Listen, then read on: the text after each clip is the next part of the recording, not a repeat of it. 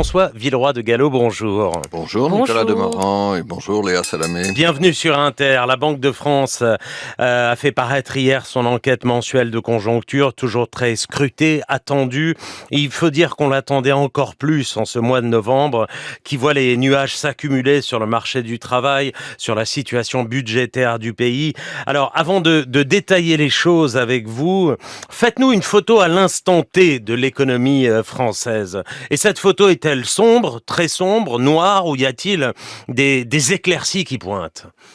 Alors d'abord, c'est effectivement une enquête de terrain faite par les hommes et les femmes de la Banque de France auprès de 8500 entreprises, PME, dans tous les territoires, dans tous les secteurs. Et je crois que c'est le meilleur bulletin de santé de l'économie française. Alors comment elle va ? Alors pour répondre à votre question, je crois que le paysage n'est ni noir, ni évidemment uniformément rose. Il y a un peu toutes les nuances de couleurs et je vais les résumer comme ça. D'abord que l'économie française confirme, mois après mois, une certaine résistance, une certaine résilience. La tendance que nous voyons, c'est que la croissance trimestre après trimestre, tendanciellement, elle est autour de plus 0,2% par trimestre ou proche autour de 1% par an. Il se trouve qu'il y avait eu plus au troisième trimestre parce qu'il y avait eu l'effet Jeux Olympiques et par contre-coup, ça sera moins ce trimestre. Mais il y a une espèce de résilience de fond. Il y a une autre couleur qu'on peut introduire dans la photo. Ça, c'est plutôt une bonne nouvelle de l'enquête. C'est qu'il y a aujourd'hui au moins autant d'entreprises qui comptent baisser leurs prix que les monter. Alors, ça veut dire que l'inflation va rester modérée. Elle est à 1,5% en France.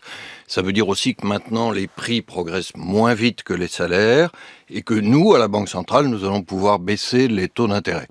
Alors, quand les taux d'intérêt ? Alors, les taux d'intérêt, nous avons commencé à les baisser puisqu'on était à 4% au mois de juin. Nous sommes aujourd'hui à 3,25. Notre prochaine réunion est le 12 décembre. On verra à ce moment-là. Puis nous avons beaucoup de réunions en 2025. Je relève au passage, Léa Salamé, qu'à 3,25%, les taux d'intérêt en Europe sont nettement plus bas qu'aux États-Unis ou en Angleterre, où ils sont à 4,75, alors qu'on a à peu près le même niveau d'inflation. Donc vous voyez, c'est une politique monétaire, je crois, qui est juste. Alors peut-être dernier élément de la photo, c'est que, alors par contre, l'enquête montre de la résilience, mais montre aussi des incertitudes, et on va en parler. Il y a des incertitudes fortes chez les entrepreneurs autour du débat budgétaire et fiscal en France, et puis autour maintenant de la future politique américaine. Alors, vous avez dit beaucoup de choses en 1 minute 30 qu'on va essayer de reprendre quasiment point par point pour comprendre. Mais d'abord sur cette photo, c'est vrai que ces derniers jours, on reçoit ici des économistes, des analystes qui nous disent ça va mal. En gros, l'économie a tenu, elle a bien tenu, elle a tenu pendant le Covid, elle a tenu pendant la guerre en Ukraine, la crise énergétique, mais là, on paye la facture. Il y a un retournement hier, nous disait Eric hier, un retournement notamment sur le marché du travail. Et on vous entend ce matin nous raconter la photo à l'instant T, vous, le gouverneur de la Banque de France, donc vous êtes vraiment aux premières loges, et vous nous dites ça tient. Oui, je dirais que ça a tenu et ça continue à tenir. Le socle tient, y compris dans l'industrie. Il y a l'aéronautique ou même l'agroalimentaire qui repart. Alors maintenant, il faut parler de l'emploi, puisque je crois que c'est la préoccupation, évidemment, de ceux et celles qui nous écoutent. Est-ce que la situation est en train de se retourner ? J'ajoute juste que le ministre de l'Industrie a prévenu qu'il y aurait plusieurs annonces de fermeture de sites industriels dans les prochains mois, que le bilan social va se compter en milliers d'emplois. La CGT évoque 200 plans sociaux, 150 000 emplois qui risquent de disparaître. On est dans ces ordres de grandeur-là ? Alors, moi d'abord, je voudrais dire que je comprends l'émotion des salariés d'Auchan ou de Michelin, par exemple. Un plan social, c'est toujours, face à des difficultés économiques, une décision lourde. Et je souhaite vraiment, je crois que c'est l'intention des entreprises en cause, que chacun des salariés concernés puisse être accompagné pour retrouver une solution d'emploi durable. Sur l'emploi, globalement, je crois qu'il faut prendre à la fois la vue longue et la vue courte. Je vais très vite, si vous voulez bien, Nicolas Demorand. Sur la vue longue, depuis 10 ans, l'économie française a créé plus de 2 millions d'emplois. Ça, c'est une performance collective que nous avons réussi tous ensemble, qu'on oublie un peu. Il faut se rappeler qu'il y a 10 ans, le taux de chômage il était à plus de 10%. Ce matin, on a annoncé le taux de chômage pour le troisième trimestre. On est à 7,4. Au passage, depuis le Covid, depuis la fin 2019, depuis 5 ans, il y a eu aussi 1 million d'emplois créés. Donc ça, c'était une performance assez remarquable. Sur la vue courte, L'effet du ralentissement économique, c'est qu'on a un ralentissement de l'emploi. Et donc, on a une petite remontée du taux de chômage. Nous prévoyons qu'il est aujourd'hui à 7,4. C'est beaucoup plus bas que les 10% du précédent ralentissement économique. Et vous prévoyez quoi pour 2025 ? Alors, on prévoit nos prévisions, nous les sortirons à mi-décembre, mais probablement un taux de chômage qui va remonter entre 7,5 et 8. Donc, c'est une remontée modérée avant de rebaisser vers 7%. Avant de rebaisser quand vers 7%? Alors, on verra le point exact, mais... dans l'année 2025 ? Probablement autour du tournant 2025-2026. Encore une fois, Léa Salamé, notre prévision, nous la publions dans un mois. Non, mais c'est intéressant. Mais je vous donne, vous ne lisez pas dans une boule de cristal, mais vous donnez une tendance qui n'est pas alarmante sur le front de l'emploi. Elle est vigilante. Moi, j'ai dit, l'économie française, elle est ni noire, comme tout le monde a tendance à le dire aujourd'hui, ni rose. Mais je vais le dire un peu plus globalement. C'est pour ça que j'insiste sur la vue longue. Quand je regarde la performance de l'économie française depuis 10 ans, d'abord, on a eu la crise inflationniste. Bonne nouvelle, on est en train de gagner. Mais il y avait deux maladies de l'économie française, c'est l'emploi et les finances publiques. En très gros, je simplifie, nous nous sommes bien soignés sur l'emploi. Ça ne veut pas dire qu'il ne faut pas faire attention, mais on a fait des très gros progrès, je l'ai dit. Sur les finances publiques, là, par contre, il faut vraiment traiter la maladie. Et on va y venir. Alors, regardons quelques secteurs. Êtes-vous particulièrement inquiet ou pas pour le marché de l'automobile ? L'industrie automobile, elle est en perte de compétitivité par rapport à l'Asie et aux États-Unis. Elle est touchée à la fois par le recul des ventes sur le continent européen, la concurrence chinoise à bas prix, la lenteur de l'électrification. En Europe, 32 000 suppressions de postes annoncées au premier semestre dans ce secteur, soit plus que pendant la pandémie de Covid. Donc, est-ce qu'il y a là, pour vous, François Villeroy de Galhau, matière à inquiétude ? Je vais pas prétendre, Nicolas Demorand, être un spécialiste de l'économie automobile, mais c'est une industrie qui est très cyclique, qui sort de très bonnes années, et c'est vrai, vous l'avez dit, qu'il y a aujourd'hui beaucoup d'incertitudes.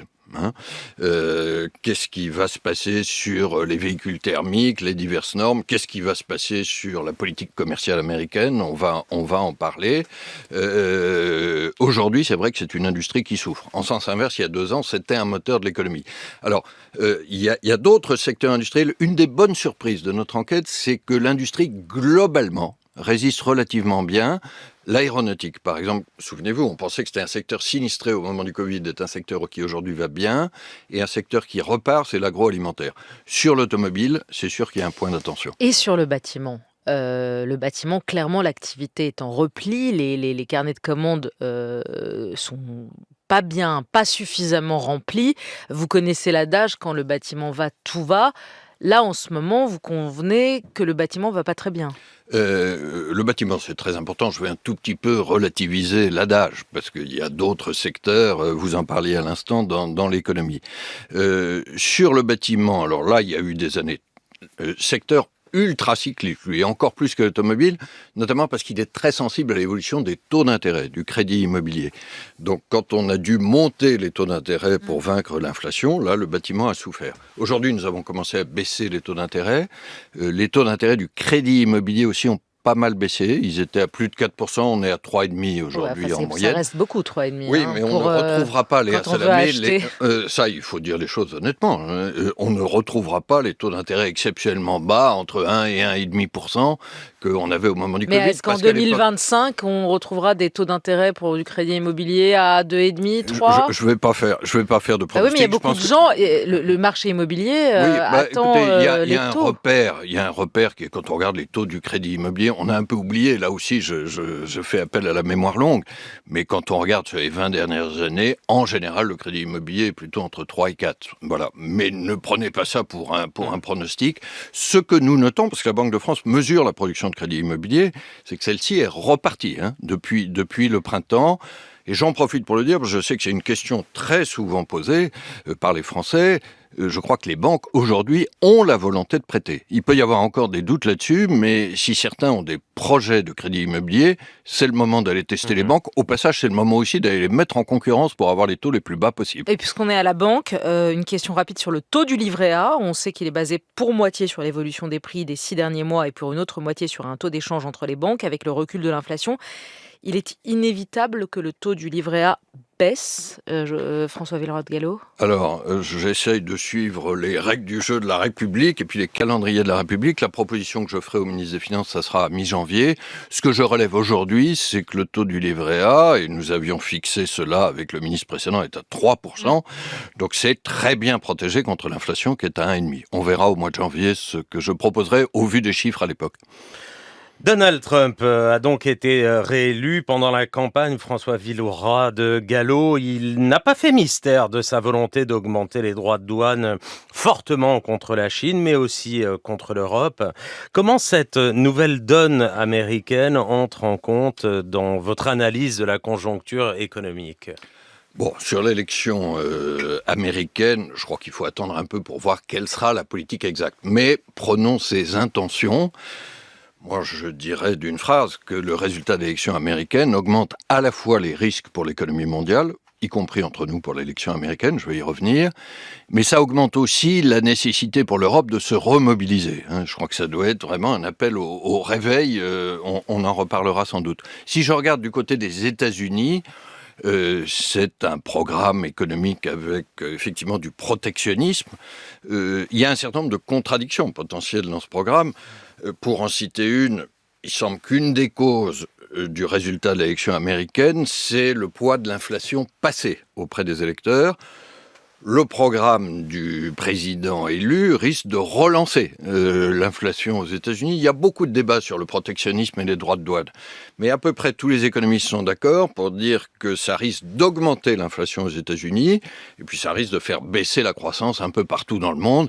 Reste à savoir si ça la fait plus baisser aux États-Unis, en Chine ou en Europe. Ça va dépendre des modalités. Ouais, là, il n'a pas l'air d'être très inquiet de relancer l'inflation dans son pays, puisqu'il a clairement, quand on l'écoute depuis 3-4 jours, le message est très clair. Léa Salamé, je ne prétends pas vous dire ce qui se passe dans la tête du président élu des États-Unis. Je vous dis ce qui est l'analyse convergente de la plupart des économistes. Ça risque de relancer l'inflation et de faire payer les consommateurs américains. Alors, je ne dis pas d'ailleurs qu'il faut que le commerce se fasse sans règles, etc. Regardez ce qui se passe à l'intérieur de l'Europe. Nous avons le marché unique, mais nous avons aussi des règles, y compris sanitaires, environnementales. Mais il faut un commerce ouvert avec des règles. Le protectionnisme, c'est presque toujours moins de pouvoir d'achat pour les consommateurs. Elon Musk nommé ministre de l'efficacité gouvernementale, un commentaire? Je ne crois pas avoir beaucoup de commentaires. Je pense que voilà, c'est un homme d'affaires innovant, extrêmement efficace. Il a par ailleurs des méthodes qui sont ce qu'elles sont. Promet 2000 à 3000 milliards d'économies sur les dépenses fédérales. On promet beaucoup de choses. Nous savons aussi en France que faire des économies sur les dépenses publiques, ça n'est pas si facile. Quand je regarde notre débat budgétaire, après, il ne faut jamais sortir le carton rouge vis-à-vis de Elon Musk ou d'un autre, a priori. On verra s'il a des idées effectivement efficaces. Un mot sur le Bitcoin qui dépasse désormais les 88 000 $, poursuivant une ascension record depuis la victoire de Trump. Comment expliquez-vous cette ascension et est-ce que le Bitcoin devient un actif sûr? Il faut acheter du Bitcoin, monsieur le gouverneur de la Banque de France? Alors, monsieur Demorand, d'abord, expliquer la montée du Bitcoin, c'est assez facile puisque le président élu lui-même et puis son entourage ont dit qu'ils étaient favorables et qu'il y aurait de la régulation light, pour prendre un terme américain, légère, voire pas de régulation du tout. Pour autant, le Bitcoin ne devient pas un actif sûr. Je redis ce que mes collègues et moi avons souvent dit, c'est un actif risqué. Ça ne veut pas dire qu'on ne peut pas investir en Bitcoin, ça fait partie de la liberté, mais le conseil, c'est de le réserver à des investisseurs avisés. Et il y a eu d'ailleurs dans le passé, le message on a un peu matin, oublié, mais souvenez-vous, il y a 2 ans, il y a eu des baisses sensibles du Bitcoin. Donc le message, c'est important. Le message ce matin, parce qu'on va voir le Bitcoin exploser avec Elon Musk, avec Donald Trump. Ceux qui nous écoutent ce matin et qui se disent tiens, je vais investir dans le Bitcoin maintenant qu'il est dérégulé aux États-Unis, je vais faire de l'argent facilement. Vous dites quoi? Oui, alors j'ai peut-être un message plus général, Léa Salamé, qui est fondé sur des décennies, des siècles d'expérience financière. Si quelqu'un un jour vous promet un produit financier qui rapporte beaucoup et qui ne comporte aucun risque, fuyez. Fuyez. La loi la plus sûre de la finance, dans la durée, c'est qu'il y a un arbitrage entre le rendement et le risque. Il y a des produits qui rapportent plus, mais ils sont en règle générale plus risqués. Donc gérer en bon père de famille. Au passage, c'est pas une gestion de père de famille, c'est un arbitrage conscient. Il y a des gens qui sont en situation et qui souhaitent prendre plus de risques. Et c'est leur droit, mais qu'ils sachent que c'est plus risqué. Au passage, sur le Bitcoin, nous avons proposé ce matin, avec Marianne Barbalayani, qui est la présidente de l'autorité des marchés financiers, qu'en Europe, parce qu'en Europe, il y a une régulation, que la mise en œuvre de cette régulation, la surveillance, ce qu'on appelle la supervision, soit confiée d'emblée à une autorité européenne plutôt qu'à 27 autorités nationales différentes. L'UE peut-elle décrocher encore plus fortement avec Trump et sa libéralisation de l'économie? En septembre, le rapport Draghi laissait planer le spectre d'une lente agonie de l'économie européenne avec des chiffres.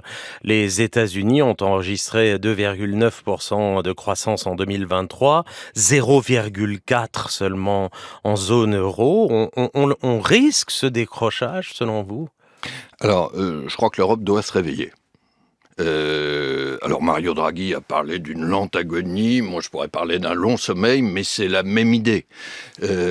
Alors c'était vrai avant l'élection de Donald Trump, mais c'est encore plus vrai aujourd'hui. Moi, si je devais résumer la feuille de route européenne, je dirais d'abord que l'Europe doit se reprendre. Et arrêtons au passage de nous auto-flageller, ce qui est un sport national actuellement, ou un sport européen, on ne voit que ce qui va mal. Les Américains, ils sont peut-être dans l'excès inverse, eux, ils voient tout ce qui va bien. Mais nous avons, nous, des atouts en Europe. L'Europe doit se reprendre, l'Europe doit aussi se réunir. Ça, je crois que c'est très important. Moi, je veux vous dire une chose qu'on oublie, c'est qu'ensemble, nous, Européens, nous pesons autant que les États-Unis. Notre économie, c'est l'équivalent du marché américain. Par contre, si nous sommes séparés, et notamment France et Allemagne, si nous sommes séparés, ça veut dire que nous resterons assis sur le banc de touche du match économique mondial. Moi, j'ai pas envie que mon pays avec l'Europe soit assis sur le banc de touche.